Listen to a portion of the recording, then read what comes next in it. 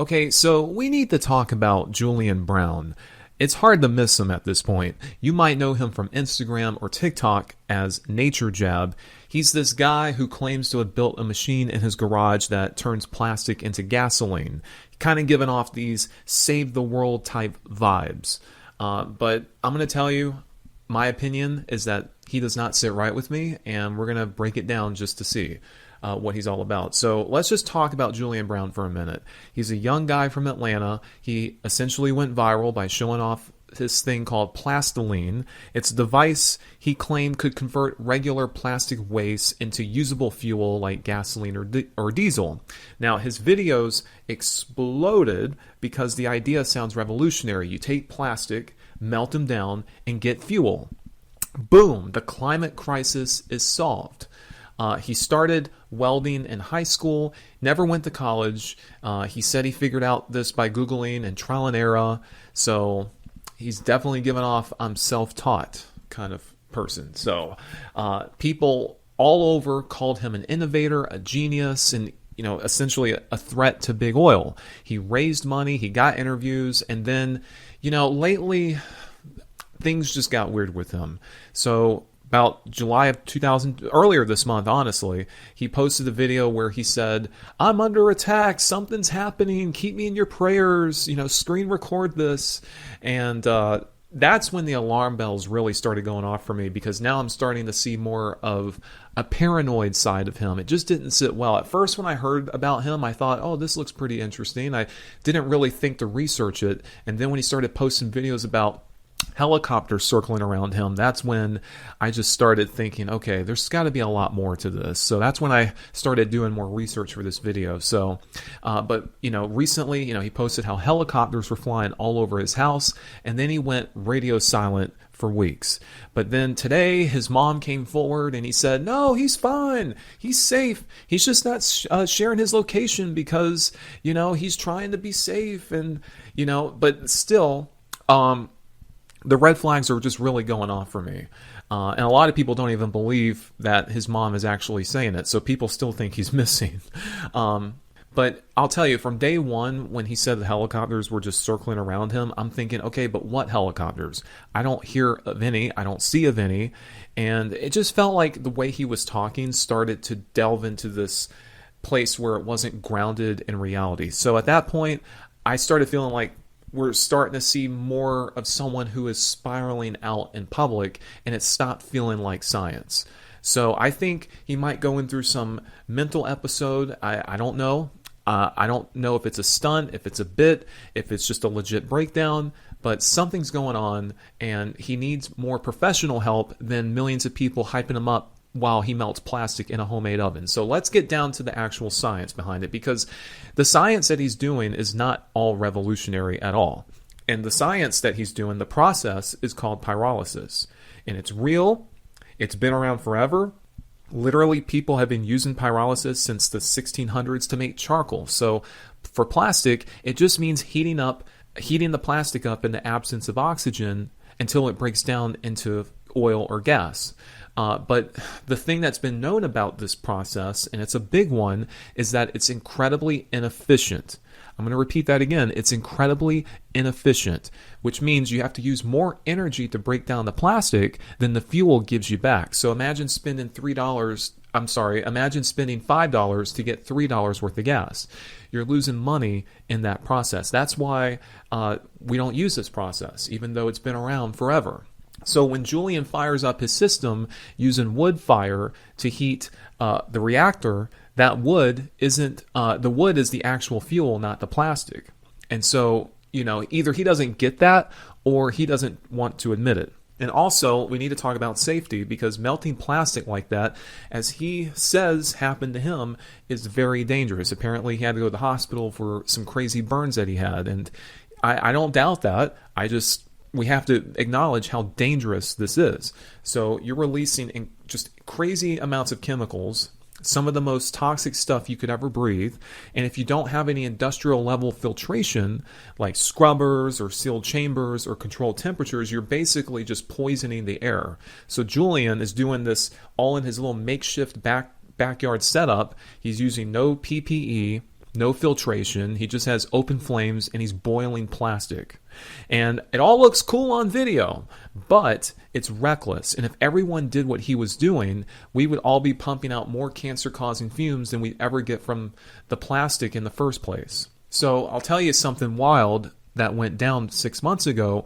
Julian went on a live stream debate with this guy who literally made a whole page calling him a scammer. The dude came in hot saying Julian's numbers were outlandish, his energy claims didn't make sense, and even big pyrolysis companies can't even pull off what he's claiming to do in a backyard. And so I will give Julian his credit. He did stay calm, and he explained that when he said 100% efficiency, he wasn't saying his machine had zero energy loss. He meant that across all the products he collected, the gas, the liquid fuel, the carbon, that the stored energy exceeded what he put in. And that's what his own meter said. Julian basically saying he is getting more energy than what he put in. So what's crazier is that by the end of the stream, the guy straight up apologized and he was like, okay, yeah, maybe I misunderstood your claims. And then, no joke, apparently the hate page stayed up. So, people in the comments were clowning him hard, like, bro, apologized publicly, but still running a scam page. That's crazy. And, Reddit's threads have been going off on him about it. There are threads in the chemistry subreddit and the socialism subreddit breaking it all down, and they're not being subtle about it. People are calling him out for bad science, dangerous setups, misleading claims. And to their credit, they're right. And one of the biggest things that people point out is the energy math. And that is what's being brought up over and over. He's using more fuel to make the fuel he's getting out of it. And he acts like because he's burning free wood that it doesn't count, but that's still fuel and it still releases carbon dioxide. It's not a solution. It's just a dirtier, jankier way to make smoke. And then you got people that argue, but he did make fuel. And yeah, you can technically make, fuel out of plastic, but plastic comes from petroleum. So reversing the process is possible, but the catch is that it's not gasoline, it's not clean, and it's full of impurities unless you refine it, which requires even more energy and super expensive gear. And so now you got to bring in this refinery level equipment, not something you cook up next to a grill in your backyard. And even the scientists will tell you, yeah, you can do this, but it's not worth the cost or danger. If it were that easy, companies would already be doing it. But they're not because it's just not efficient. I mean, think about it. If these companies are not using the plastic, which are just littered everywhere, and converting it into fuel, then why would they need some guy in his backyard doing it? So this is where things get shady, because Julian talks like he discovered this brand new process, like he's the guy solving plastic waste once and for all. But pyrolysis isn't new. It's not his idea. It's something that he Googled. When he posts clickbait videos talking about revolutionary tech and the solution they don't want you to know about, it starts to feel a lot more like marketing than science.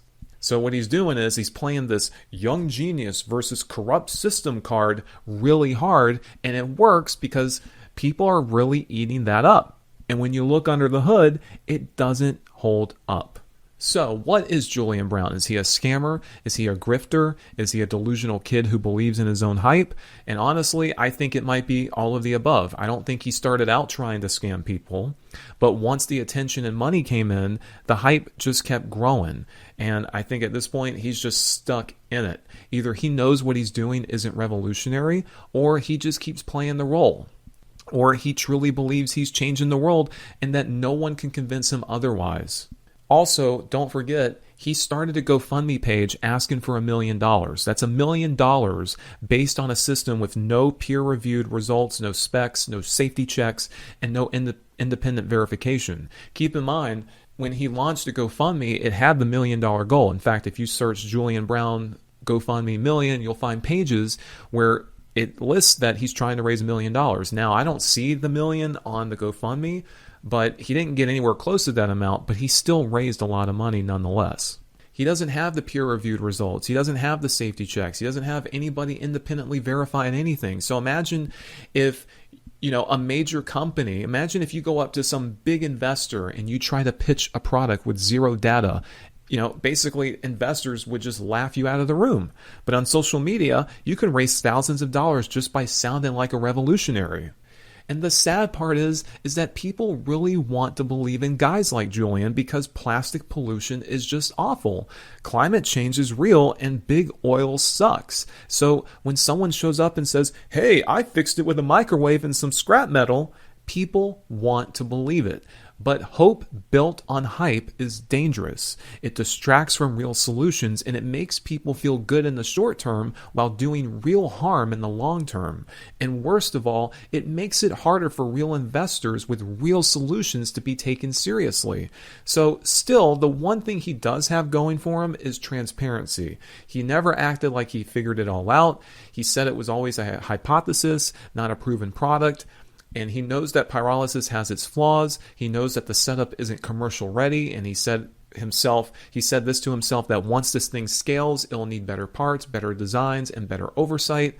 He is grounded in that respect. So while I do believe that he's not a complete scammer, I do think his invention is not revolutionary at all. And one can respect the fact that he's actually in his garage trying to do something while most people just talk. But with all of that said, it doesn't mean that he's right. It doesn't mean that this will ever scale, and none of his claims are backed with hard science. So until that day comes, I'll happily change my mind. But for now, this ain't it.